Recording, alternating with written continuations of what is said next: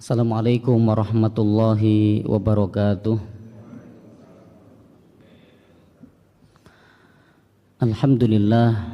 Alhamdulillahi rabbil alamin. Wabihi nasta'inu ala umuri dunya waddin. Wassalatu wassalamu ala sayyidil mursalin Nabiyyina Muhammadin wa ala alihi wa ashabihi ajma'in wa man tabi'ahum bi ihsanin ila yaumiddin, amma ba'du. Bapak Ibu ingkang kula hormati, jamaah salat subuh Masjid Besar Sleman Kota yang semoga selalu dirahmati oleh Allah Subhanahu wa taala. Segala puji hanya milik Allah. Salawat serta salam kita haturkan dan semoga terlimpah kepada Rasul junjungan beliau Nabi Muhammad sallallahu alaihi wasallam, kepada keluarga beliau, para sahabat dan siapapun di antara umatnya yang senantiasa mengikuti petunjuk dan sunnah-sunnahnya sampai hari kiamat kelak. Bapak Ibu sekalian yang berbahagia, alhamdulillah pada kesempatan pagi ini kembali Allah memudahkan kita untuk sama-sama kita ngaji bareng. Semoga nantinya apa yang kita dapatkan akan menjadi ilmu yang bermanfaat. Amin ya rabbal alamin. Bapak Ibu sekalian, alhamdulillah pada kesempatan pagi ini kita insyaallah akan melanjutkan ngaji bareng kita di dalam kitab Tauhid.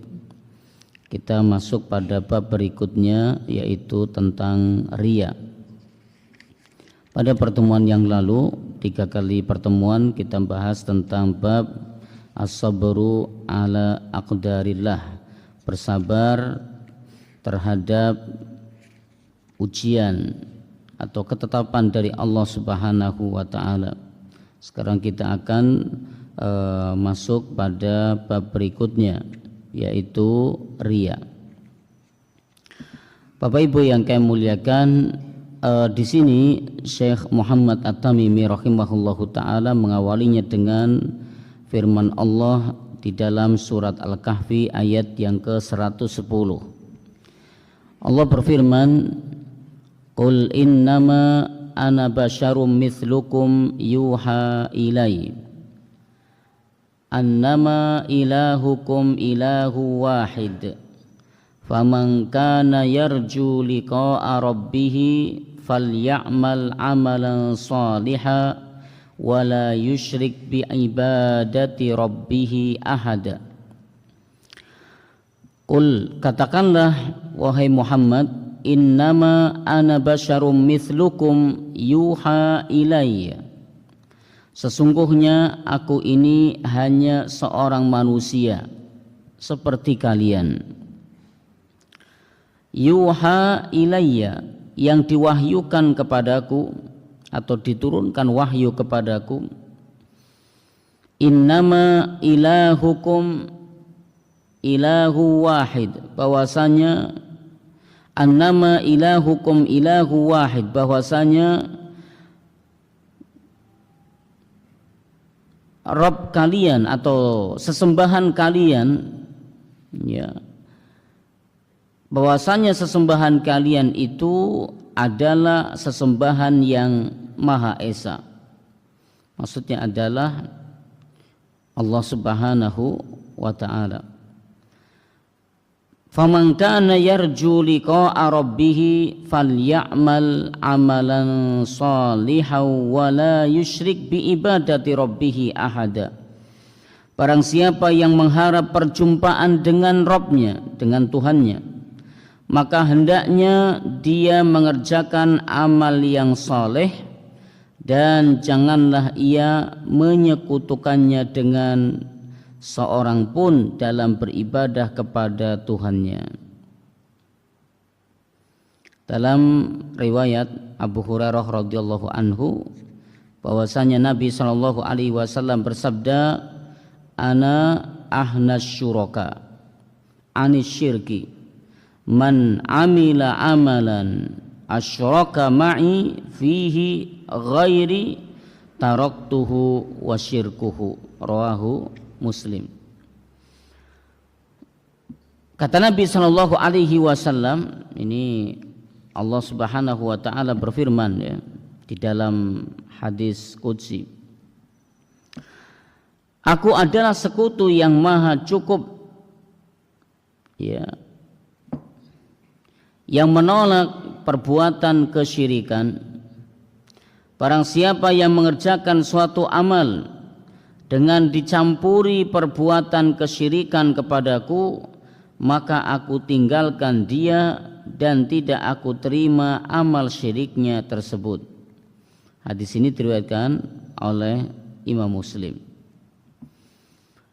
Dalam hadis yang lain, Nabi SAW menyebutkan dari Abu Sa'id radhiyallahu anhu bahwasanya Rasulullah SAW bersabda, Ala ukhbirukum, maukah kalian aku beritahu, bima huwa akhwafu alaikum indi minal masihid dajjal, sesuatu yang lebih aku khawatirkan dari Dajjal. Maka para sahabat menjawab, qalu bala, tentu ya Rasulullah. Qala, Nabi bersabda, asyirkul khafi, yaitu syirik yang tersembunyi. Yakumur rajulu fayusalli fayuzayyinu salatahu lima yara min nadhari rajulin ilaihi, yaitu ketika seseorang berdiri untuk melakukan sholat, dia perbagus sholatnya, ternyata memperbagus sholatnya itu karena pengen dilihat orang lain yang sedang memperhatikan dia sholat. Nah, hadis ini diriwayatkan oleh Imam Ahmad. Bapak Ibu sekalian yang dimuliakan oleh Allah Subhanahu wa taala, di dalil yang pertama adalah firman Allah di dalam surat Al-Kahfi. Ya, di dalam surat Al-Kahfi di ayat yang ke-10, Qul innama ana basyarum mithlukum yuha ilayya annama ilahukum ilahu wahid faman kana yarju liqa'a rabbih falyamal amala salihan wa la yusyrik bi ibadati rabbih ahada. Terdapat kandungan di dalam ayat ini, di antaranya adalah yang pertama masalah yang sangat penting sekali, yaitu pernyataan bahwa amal soleh apabila dicampuri dengan sesuatu yang bukan karena Allah, maka tertolak. Allah Subhanahu wa taala tidak akan menerima. Hal itu disebabkan karena Allah adalah sesembahan yang menolak adanya kesyirikan kepadanya. Begitu pula sebab yang lain adalah karena Allah ya tidak ada sekutu bagi Allah Subhanahu wa taala. Bahkan Rasulullah sallallahu alaihi wasallam di dalam hadis diriwayatkan oleh Imam Ahmad, Nabi sallallahu alaihi wasallam beliau mengkhawatirkan terhadap para sahabat, padahal kita tahu bahwa imannya para sahabat luar biasa. Kita tidak ada apa-apanya dibanding dengan imannya para sahabat. Tapi Nabi sallallahu alaihi wasallam mengatakan ada sesuatu yang lebih aku khawatirkan dari tipu daya Dajjal. Ya, kita tahu bahwasanya tipu daya Dajjal ini luar biasa di akhir zaman. Tapi Nabi mengatakan ada sesuatu yang lebih aku khawatirkan dari Dajjal. Apa itu? Asyirku al-khafi, syirik yang tersembunyi. Sebagian mengatakan bahwasanya Dajjal sesuatu yang tipu dayanya sangat dahsyat. Tapi setiap orang yang memiliki iman di dalam hatinya, dia pasti akan mampu mengenali Dajjal.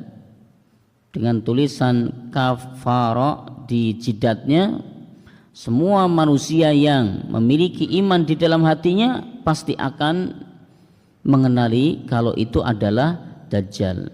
Tapi kalau yang namanya kesyirikan yang tersembunyi yaitu riya, itu banyak orang yang terperdaya.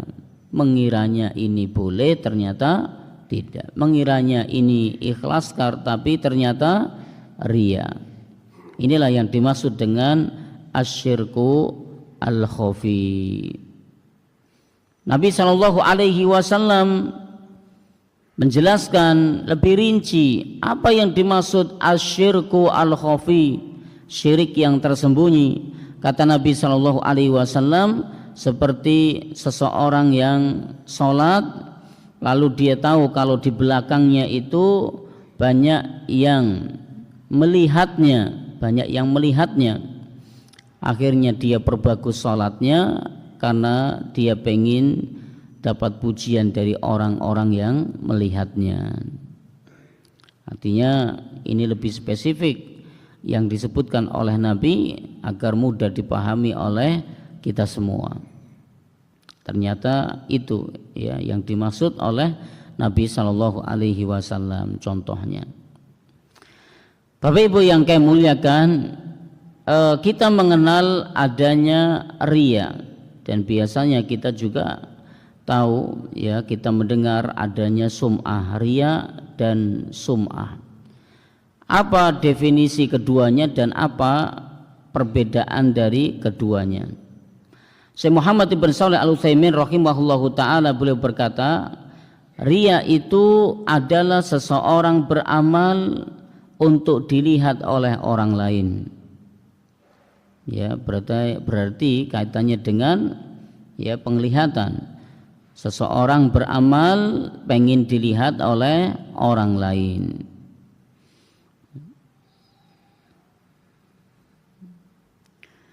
Nah, kalau disebut seseorang beramal karena pengen dilihat oleh orang lain disebut riya. Nah, sekarang kalau pengen didengar oleh orang lain, maka inilah yang disebut dengan sum'ah. Jadi sum'ah adalah seorang beramal pengen didengar oleh orang lain. Bacaan Qur'annya bagus, wah dia seorang qori, juara 1 nasional misalnya. Nah, di dalam bacanya dia pengen didengar oleh orang lain. Berarti riya ini kaitannya dengan seorang beramal pengen dilihat orang lain. Kalau sum'ah ini seorang beramal pengen didengar oleh orang lain. Apa perbedaan di antara keduanya? Al-Imam At-Tahanawi rahimahullahu ta'ala mengatakan, al-farqu bainar riya was sum'ah anna riya yakunu fil fi'l was sum'ah takunu fil qaul. Perbedaan antara riya dan sum'ah adalah riya itu terjadi pada perbuatan seorang hamba, sedangkan sum'ah itu terjadi pada ucapan. Jadi kalau riya ini berkaitan dengan perbuatan ya, sedangkan kalau sum'ah itu pada ucapan. Imam Ibnu Abdissalam mengatakan ar-riya'u, riya itu adalah seorang beramal untuk selain Allah, sedangkan sum'ah adalah seorang menyembunyikan amalannya lalu dia menceritakannya kepada orang lain. Pada saat dia beramal sembunyi, tidak terlihat, tapi setelah itu dia menceritakannya kepada orang lain. Nah, ini kata beliau yang disebut dengan sum'ah. Jadi jelas perbedaannya, riya itu berkaitan dengan perbuatan, sum'ah berkaitan dengan ucapan. Beberapa hal yang dianggap riya akan tetapi tidak masuk bagian daripada riya. Di antaranya adalah pujian manusia kepada seseorang atas kebaikannya. Sebagaimana Abu Dzar radhiyallahu anhu berkata, ya Rasulullah sallallahu alaihi wasallam pernah ditanya, bagaimana menurut Anda tentang seseorang yang beramal kebaikan lalu orang-orang pun memuji kepadanya? Maka beliau menjawab, Nabi sallallahu alaihi wasallam menjawab, tilka ajilun busyral mu'min. Itulah kabar gembira yang disegerakan bagi seorang mukmin. Jadi ya, kalau seseorang memuji orang lain tidak diketahui oleh orang yang dipujinya, ya tentu memuji karena kebaikannya, maka suatu hal yang bukan termasuk bagian daripada riya. Begitu pula bersemangatnya seseorang beribadah ketika melihat para ahli ibadah.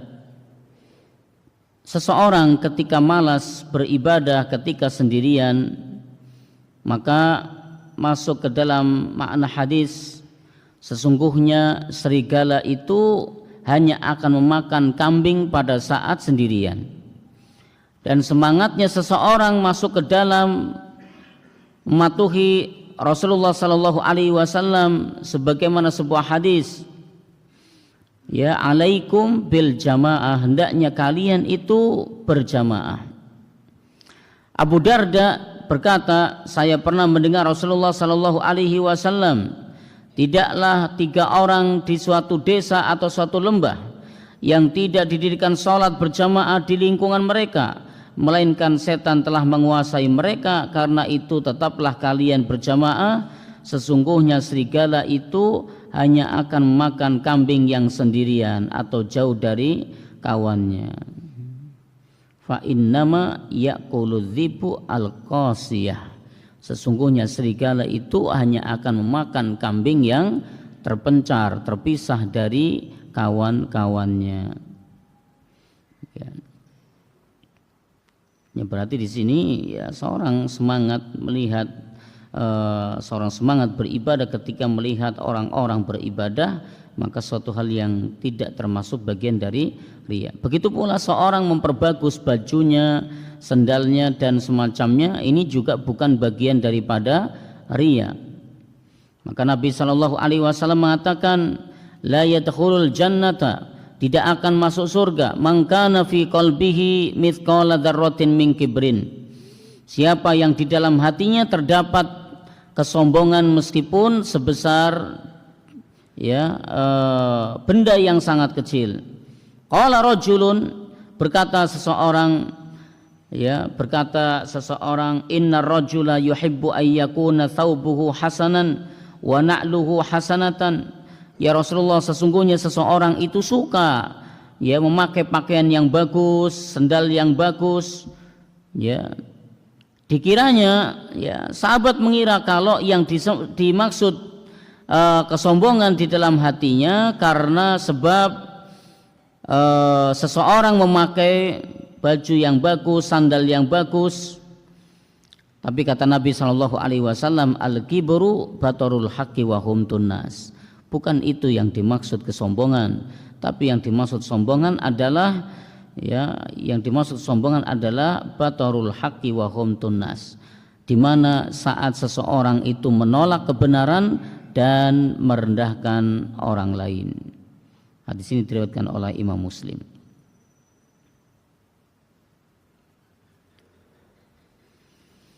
Begitu pula seseorang menceritakan dosa dan menyembunyikannya. Rasulullah sallallahu alaihi wasallam bersabda, kullu ummati mu'afan, setiap umatku itu dimaafkan dosanya, illal muhajirin, kecuali orang-orang yang menampakkan dosanya. Kata Nabi sallallahu alaihi wasallam, dan sesungguhnya di antara orang yang menampakkan dosa itu adalah seorang hamba yang melakukan perbuatan dosa di waktu malam hari, sementara Allah menutupi di waktu pagi hari, sementara Allah menutupi dosanya di malam itu. Ternyata di pagi hari ya, di pagi hari orang itu berkata, wahai fulan, tadi malam aku telah melakukan ini, telah melakukan itu, padahal ya Allah telah menutupi dosanya. Maka ia pun bermalam dalam keadaan dosanya telah ditutupi oleh Allah, namun di pagi harinya dia menyingkapkan sendiri yang telah ditutupi oleh Allah Subhanahu wa taala. Begitu pula ya, seseorang dikenal oleh khalayak, namun hal itu tidak dicari oleh dia, bukan menjadi tujuannya, maka ini juga bukan suatu hal yang riya. Al-Imam Ibnu Qudamah rahimahullahu taala mengatakan, sesuatu yang tercela adalah seseorang mencari ketenaran. Orang mencari ketenaran adalah perihal yang tercela. Adapun kalau ketenaran itu datang dengan sendirinya tanpa menjadi tujuan dia, ya, maka ini suatu yang bukan tercela. Namun ini bisa menjadi ujian bagi orang-orang yang lemah imannya. Nah, Bapak Ibu yang kami muliakan, inilah beberapa hal yang ya ternyata itu tidak termasuk bagian daripada riya. Kembali pada pembahasan riya, riya ini adalah penyakit hati yang sangat berbahaya. Penyakit hati yang sangat berbahaya. Karena Allah Subhanahu wa taala menjadikannya riya itu sebagai kesyirikan. Riya itu sebagai kesyirikan, sebagaimana disebutkan oleh Nabi SAW dalam hadis yang kedua, bahwasanya riya itu adalah asyirku al-khafi, kesyirikan yang tersembunyi. Yang namanya kesyirikan, meskipun itu statusnya syirkul asghar, syirik yang kecil, maka tetap saja dosanya besar. Jadi kesyirikan meskipun statusnya itu adalah syirkul asghar, syirik kecil, tapi tetap saja dosanya besar. Ya, jangan dianggap bahwa oh ini kan cuma syirik kecil, lalu dosanya kecil. Enggak. Ya, namanya syirik itu pasti dosanya besar, meskipun ya kesyirikan yang sifatnya syirkul asghar, syirik yang kecil. Maka riya ini dosanya besar. Bahkan riya ini tidak hanya dia berdosa. Tidak hanya dia berdosa. Jadi tidak hanya amalnya tidak diterima, akan tetapi menjadikan dia berdosa. Sudah amalnya enggak diterima, berdosa lagi. Nah, ini bahayanya. Nah, bahaya penyakit riya diantaranya adalah riya itu adalah sifatnya orang-orang munafik. Riya itu sifatnya orang-orang munafik. Maka Allah Subhanahu wa taala berfirman, "Innal munafiqina yukhadi'unallaha wa huwa khadi'uhum." Sesungguhnya orang-orang munafik itu menipu Allah, namun Allah membalas tipuan mereka. Wa idza qamu ila sholati qamu kusala. Apabila mereka berdiri untuk salat, maka berdiri dengan malas. Yura'unan nasa. Kalaulah dia berdiri untuk salat, berdirinya dengan kemalasan, itu pula dia bermaksud tujuan pengin dilihat oleh manusia. Wala yadhkurunallaha illa qalila. Tidaklah orang itu dia berzikir kecuali hanya sedikit sekali. Jadi riya ini adalah sifatnya orang-orang munafik. Rasulullah sallallahu alaihi wasallam bersabda, "Inna athqala salatin 'alal munafikin salatul isya." Kata Nabi SAW, salat yang paling berat bagi orang munafik adalah salat isya, wa salatul fajri, dan juga salat subuh. Walau ya'lamuna ma fihima la atauhuma walau habwan. Sekiranya mereka mengetahui keutamaan keduanya, salat isya dan salat subuh, la atauhuma walau habwan, niscaya mereka akan mendatangi masjid untuk sholat isya berjamaah dan sholat subuh berjamaah dengan merangkak sekalipun. Hadis diriwayatkan oleh Imam Bukhari dan Imam Muslim. Kita bisa melihat di dalam hadis ini, Bapak Ibu sekalian, bahwa riya adalah sifat daripada orang-orang munafik. Sifat daripada orang-orang munafik yang mereka tidak mengerjakan sholat kecuali malas-malesan. Berarti dia nggak sholat kecuali terpaksa, ya terpaksa. Kalaulah dia mengerjakan sholat, dia pengen dapat pujian dari orang, pengen dapat pujian dari orang. Dan kenapa Nabi mengatakan bahwa sholat jamaah yang paling berat untuk orang munafik adalah sholat isya dan sholat subuh?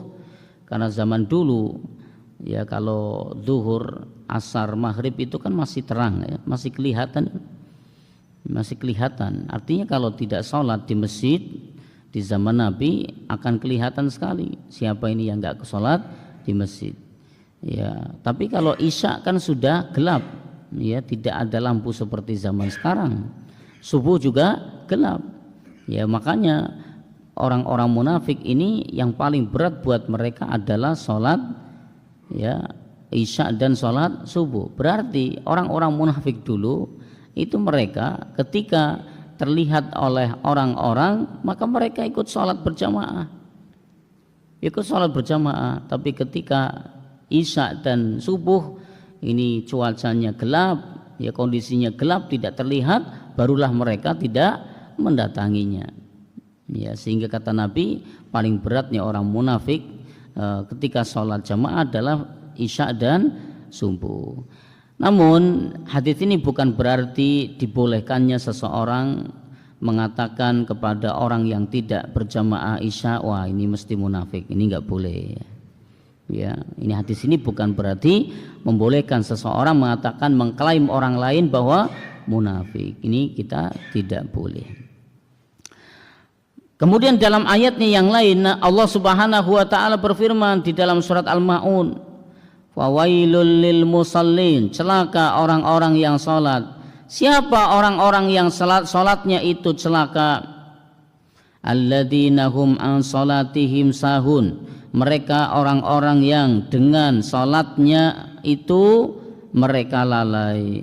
Alladzina hum yuraun, yaitu mereka riya di dalam salat mereka. Ya, ternyata salat tapi pengen dapat pujian dari orang. Ya boleh jadi orang mengerjakan sholat namun niatnya seperti itu. Kenapa? Mungkin karena saat sholat jamaah ada calon mertuanya yang lihat, atau mungkin ada menantunya atau calon menantunya yang lihat.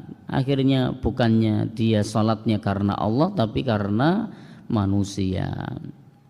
Ketika sholat jamaah dia luar biasa diperbagus karena banyak yang lihat, tapi begitu sholatnya sendirian fal'iyadzubillah, males-malesan, sholatnya super cepat, ya maka ini Bapak Ibu sekalian, bahwa di antara bahayanya sifat riya adalah ini sifat dasarnya orang-orang munafik.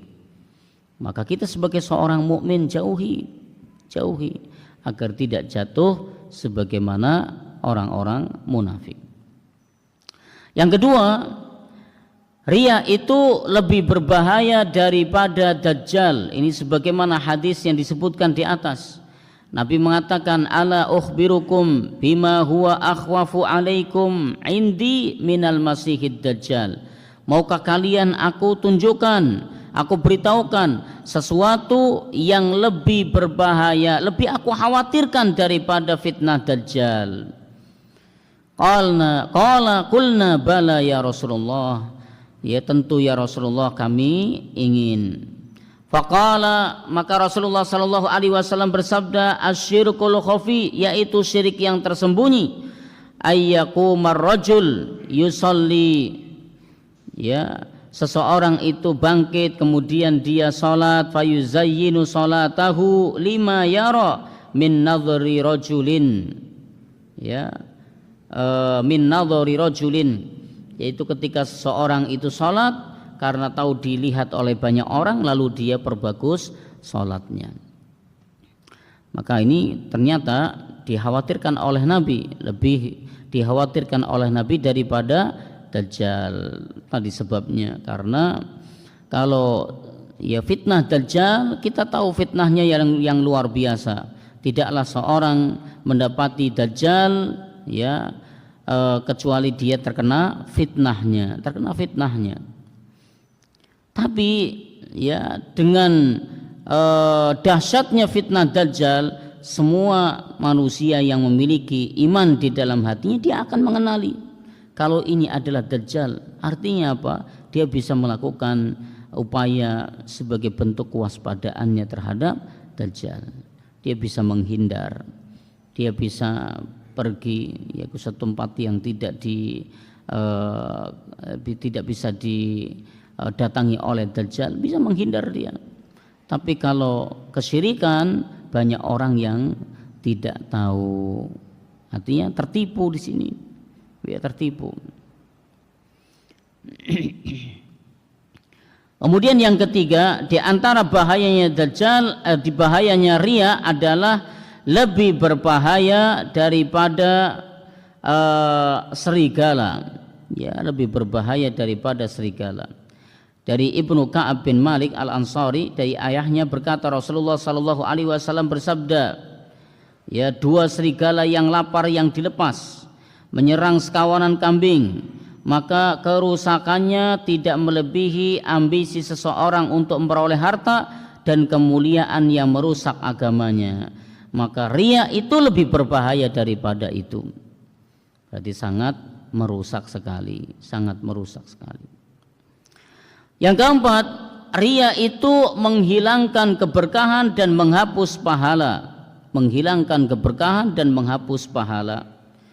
Allah Subhanahu wa taala berfirman dalam surat Al-Baqarah di ayat yang ke-266. Ayawaddu ahadukum ayyakuna lahu jannatum min nakhili wa a'nabin tajri min tahtihal anhar lahu fiha min kulli thamarati wa asabahul kibaru wa lahu dzurriyyatum du'afa fa asabaha i'sarun fihi narun fahtarakat kadzalika yubayyinullahu lakumul ayati la'allakum tatafakkarun. Apakah ada seorang di antara kalian yang ingin memiliki kebun kurma dan anggur mengalir di bawahnya sungai-sungai? Dia mempunyai dalam kebun itu segala macam buah-buahan. Kemudian datanglah masa tua pada orang itu sedang dia mempunyai keturunan yang masih kecil-kecil. Maka kebun itu ditiup angin yang keras yang mengandung api, lalu terbakarlah. Demikian Allah menerangkan ayat-ayatnya kepada kamu supaya memikirkannya. Dalam ayatnya yang lain Allah berfirman, ya ayyuhalladzina amanu, wahai orang-orang yang beriman, la tubtilu shadaqatikum, janganlah kalian menghapus sedekah kalian. Artinya menghapus, menghilangkan pahala sedekah kalian bil manni wal adha, dengan menceritakan, dengan menyebut-nebut ya, pemberian dan menyakiti hati si penerima. Kalladzi yunfiqu malahu ria'an nas, seperti seseorang yang menginfakkan hartanya tapi tujuannya riya, pengen dilihat oleh orang. Apa kata Nabi sallallahu alaihi wasallam, kata Allah Subhanahu wa taala, permisalan famathaluhu kamathali safwanin alaihi turabu fa asabahu wabilun fatarakahu solda. Seperti batu yang di atasnya diletakkan debu yang diletakkan debu di atas batu tersebut, tiba-tiba datang hujan yang sangat lebat. Kira-kira apakah ada debu yang tersisa di batu tersebut? Orang mungkin akan mengatakan enggak ada. Bagaimana? Batu yang licin, kemudian di atasnya terdapat debu atau pasir, lalu ditimpa hujan yang sangat lebat. Kira-kira adakah debu atau pasir yang tersisa di atas batu licin tersebut? Kita akan mengatakan tidak ada. Seperti itulah ya amal atau sedekah yang diiringi dengan riya itu seperti batu licin yang di atasnya terdapat pasir lalu ditimpa hujan yang sangat lebat, maka tidak tersisa pasir atau debu di atasnya. Berarti orang yang amalnya karena riya sama sekali tidak ada pahala yang dia peroleh.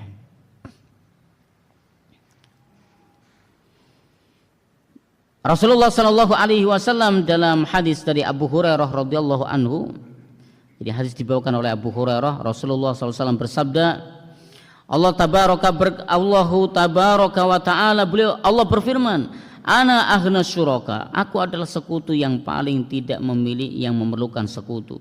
Barang siapa yang melakukan suatu amalan dengan menyekutukanku dengan selainku, maka aku akan meninggalkannya dan sekutunya.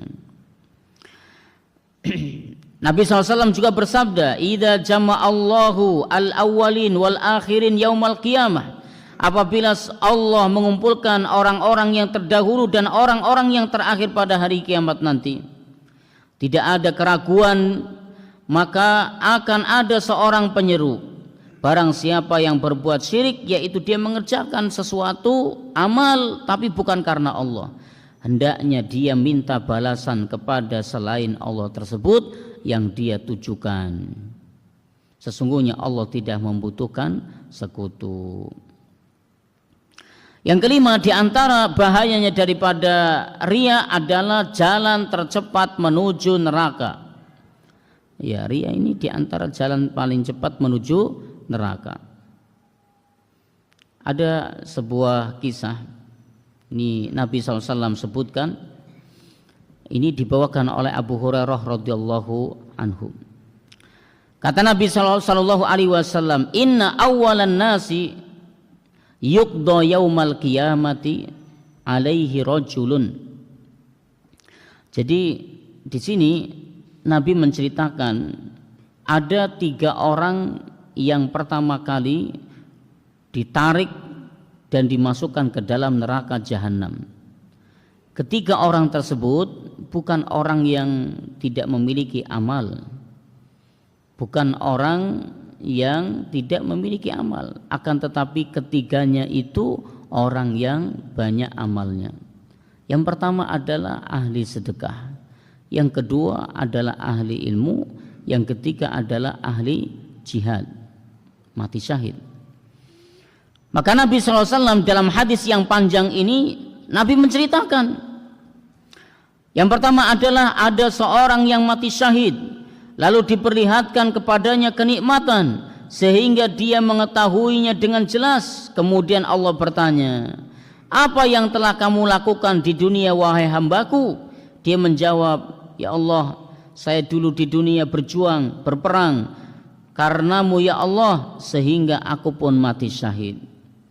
Maka tiba-tiba Allah berfirman, engkau dusta. Sebenarnya kamu berperang dulu bukan karenaku, akan tetapi agar kamu disebut sebagai seorang pemberani, seorang pahlawan, seorang yang kuat, seorang yang gentleman. Sekarang kamu telah mendapatkan itu semua dulu di dunia.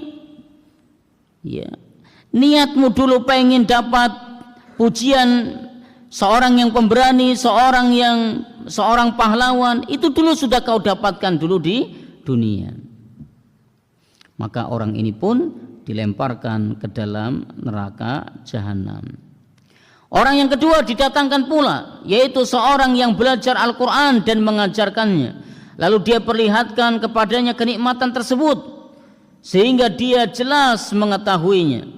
Kemudian Allah bertanya, apa yang sudah kau perbuat dengan nikmat yang Allah berikan kepadamu ini? Dia menjawab, ya Rabb, saya telah belajar ilmu, mengajarkannya. Saya membaca Quran, lalu saya mengajarkannya. Itu semua demi engkau ya Allah. Kemudian Allah berfirman, engkau dusta. Akan tetapi dulu kamu belajar ilmu, mengajarkannya, belajar Quran, mengajarkannya. Supaya apa? Engkau dikatakan seorang qari, seorang ahli baca Quran. Dan itu semua sudah kau dapatkan di dunia. Kemudian orang ini pun diperintahkan ya untuk agar dicampakkan dan dilemparkan ke dalam api neraka. Seorang lelaki yang ketiga adalah seorang yang diberi rizki, ya, keluasan harta oleh Allah Subhanahu wa taala, maka diperlihatkan nikmat itu semua kepada dia. Kemudian Allah bertanya, apa yang sudah kau perbuat?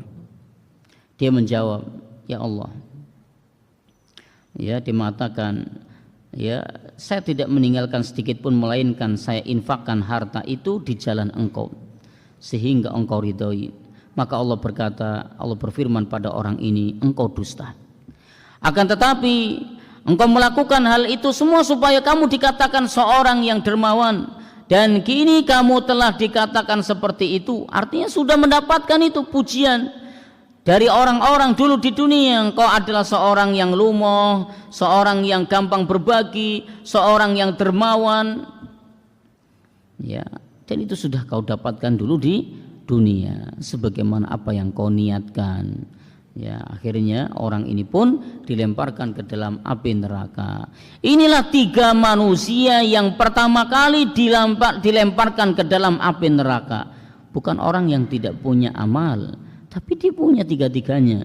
Akan tetapi amalnya itu bukan karena Allah, melainkan amalnya pengen dapat pujian dari manusia. Hadis ini diriwayatkan oleh Imam Muslim. Ya, ini diantara bahayanya riya. Begitu pula riya ini menjadi sebab kelemahan dan kekalahan kaum muslimin. Dari Mus'ab bin Sa'ad, dari ayahnya, dia menyangka bahwa ini memiliki keutamaan di atas orang selainnya dari kalangan para sahabat Rasulullah sallallahu alaihi wasallam. Nabi bersabda, innama yansurullahu. Jadi Nabi SAW menyebutkan ayat innama yansurullahu hadhil ummah, sesungguhnya Allah menolong umat ini, ya, bidha'ifiha bidakwatihim wa salatihim wa ikhlasihim. Sesungguhnya Allah menolong umat ini dengan orang-orang yang lemah, dengan doa mereka, salat mereka, dan keikhlasan mereka. Ini Nabi SAW bersabda demikian. Artinya apa?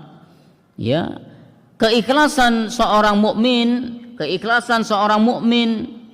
adalah menjadi sebab kekuatan kaum muslimin itu sendiri. Sedangkan riya adalah menjadi kelemahan kaum muslimin dan menjadi sebab kaum muslimin menuai kekalahan. Kalau keikhlasan itu menuai kemenangan, maka riya itu adalah sebab menuai kekalahan. Riya juga menjadi sebab kehinaan, sebagaimana dalam hadis dari seorang sahabat, dia berkata, Rasulullah sallallahu alaihi wasallam bersabda, man yusammihullah, siapa yang, ya, memperdengarkan amalannya, niscaya Allah akan perdengarkannya dengannya. Wa man yura'i Allahu bihi, barang siapa yang memperlihatkan amalnya, niscaya Allah akan memperlihatkan dengannya.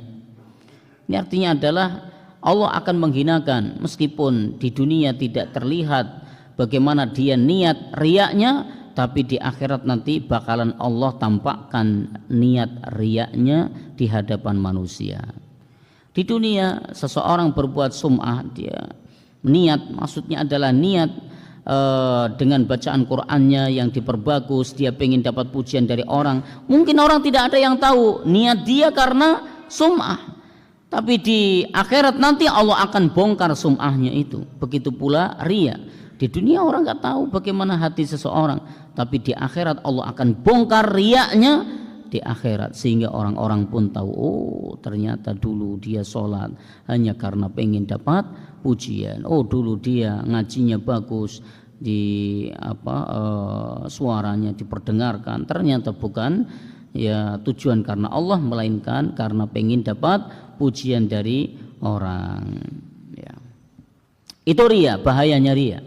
Maka riya adalah dosa besar, meskipun masuk kategori syirkul ashor, tapi nilainya dosa besar. Riya itu sangat berbahaya, sebagaimana tadi kita sudah pelajari, membinasakan, mendatangkan dosa, bahkan menjadi sebab Allah campakkan ke dalam neraka. Nah, sekarang bagaimana kalau amalan itu 50-50 ini tercampur antara ya, dia niat karena Allah tapi juga niat karena manusia.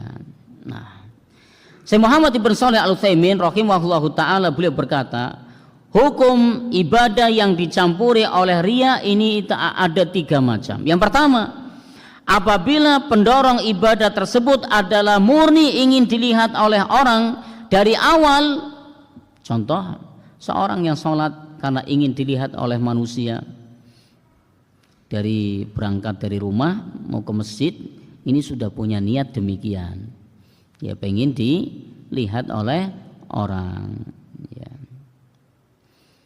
Maka orang seperti ini, ya, dia sudah meniatkan riya dari awal, tidak ada niat untuk Allah Subhanahu wa taala, maka ini merupakan kesyirikan dan ibadahnya itu tertolak. Ibadahnya tertolak. Yang kedua, kalau riya itu tercampuri di tengah-tengah ibadah, pendorong dari rumah, saya mau ke masjid, mau sholat jamaah, niatnya ikhlas karena Allah. Saya mau berhaji, dari daftar dia sudah niat ikhlas karena Allah, sampai dia tahun keberangkatan, lalu dia berangkat, di tengah-tengah keberangkatan hajinya dia muncul riya. Nanti pulang, ya dipanggil Pak Haji, dipanggil Bu Haji, ya dipuji, selamat ya, selamat ya. Wah. Akhirnya apa? Muncul dalam benaknya, ini dalam hatinya riya, pengen dilihat oleh orang, pengen dipuji oleh orang. Maka kalau ibadah tersebut tidak saling berkaitan antara akhir dan awalnya, maka bagian awal ibadah tersebut itu sah, sedangkan akhir yang tercampur riya itu yang batal. Ya. Tapi kalau ibadah tersebut itu berkaitan dari awal sampai akhir, maka ini bisa berbahaya. Bisa berbahaya. Contoh, kalau sholat ini kan nyambung dari awal sampai akhir. Kalau haji itu kan nyambung dari awal sampai akhir. Beda dengan orang bersedekah. Ya, seorang memiliki 100 misalnya 1 juta lah yang sudah disiapkan untuk sedekah. Kemudian dia sedekah 500.000 pertama dikeluarkan, sudah ikhlas. Ya, masih 500.000 kan? Ya, dia keluarkan lagi, akan tetapi ini sudah berbeda niatnya nih. Tadi 500 ini enggak ketahuan orang. Ya, begitu 500.000 berikutnya sudah ada orang yang lihat, akhirnya dia terasuki rasa ini riya dalam hatinya. Maka mana yang tertolak? Yang kedua. Yang awal 500.000 sudah dia berikan, dia sah, artinya dia diterima.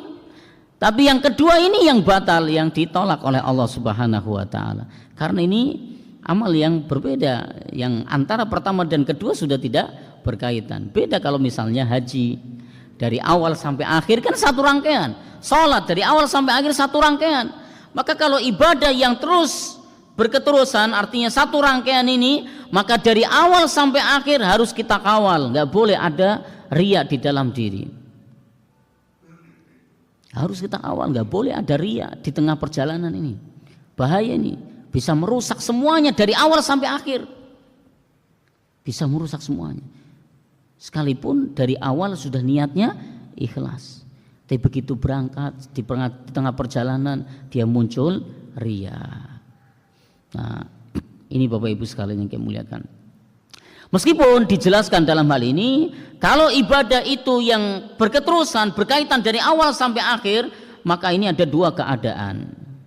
Ada 2 pendapat ya. Pertama, dia berusaha untuk menolaknya. Orang kadang demikian kan.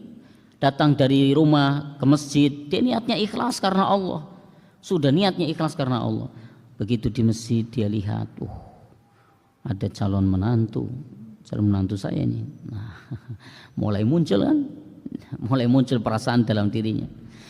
Maka orang yang pertama, dia berusaha untuk tetap ikhlas, menolak riyanya. Dia hatinya ini dia menolak, ya. Dia lawan itu riyanya itu. Ya. Bahkan dia berpaling dan benci riyanya itu. Maka seperti ini tidak akan berpengaruh terhadap niat ikhlasnya. Maka Nabi SAW mengatakan, ya, Allah itu memaafkan umatnya. Jadi kata Nabi SAW, innallaha tajawaza li ummati, sesungguhnya Allah Subhanahu wa taala memaafkan umatku selama dari segala bisikan dan dikatakan oleh hatinya, selama belum dilakukan atau diucapkan. Orang ini melawan nih. Ini kondisi yang pertama. Tapi ada kondisi yang kedua, orang itu merasa tenang dengan riyanya, tertipu dia dengan riyanya, padahal dari awal berangkat sampai masjid dia sudah ikhlas karena Allah. Ya, mungkin dia sampai masjid masih ikhlas, begitu mau salat jamaah dia lihat ada calon menantunya lihat, ya, calon mertuanya lihat, akhirnya dia berubah niatnya, pengen dapat pujian supaya dilihat, diperbagus. Dia enggak menolak sama sekali, dia tidak menolak sama sekali. Bagaimana? Apa yang terjadi dengan orang ini? Ini ibadahnya bisa tertolak. Ini berbahayanya. Ya. Nah, beda bagaimana kalau riya itu munculnya di akhir, di penghujung amal. Riya yang muncul setelah selesai ibadah, maka hal ini tidak mempengaruhi ibadahnya sedikit pun. Kecuali apabila ada, ya, orang nyebut-nyebut sedekahnya dan menyakiti orang yang menerima. Nah, ini berarti sesuatu hal yang berbeda. Dia sudah tadi sedekahnya sudah ikhlas karena Allah, tapi ternyata setelah dia sedekah, dia sebut-sebut terus sedekahnya. Ya, dia sebut-sebut, dia ungkit-ungkit di hadapan orang yang telah dia kasih. Nah, ini beda. Dia dihukuminya sama, hilang semuanya. Hilang semuanya, menjadi batal sedekahnya. Maka ini karena firman Allah Subhanahu wa taala, la tubtilu shadaqatikum bil manni wal adza. Jangan kalian hilangkan pahala sedekah kalian dengan menyebut-nyebut pemberian dan menyakiti hati si penerima. Ini Bapak Ibu sekalian yang kami muliakan, ya, menunjukkan dosa besarnya riya, begitu pula sum'ah dan bahayanya riya serta sum'ah. Semoga Allah jauhkan diri kita dari dua sifat penyakit hati ini yang sangat berbahaya. Ya, insyaallah kita lanjut di pertemuan yang akan datang, gimana cara kita mengobati riya. Wallahu alam bisawab. Semoga Allah mudahkan kita untuk mengamalkannya. Mari kita akhiri dengan baca doa penutup majelis. Subhanakallahumma wa bihamdika asyhadu an la ilaha illa anta astaghfiruka wa atubu ilaik. Wassalamualaikum warahmatullahi wabarakatuh.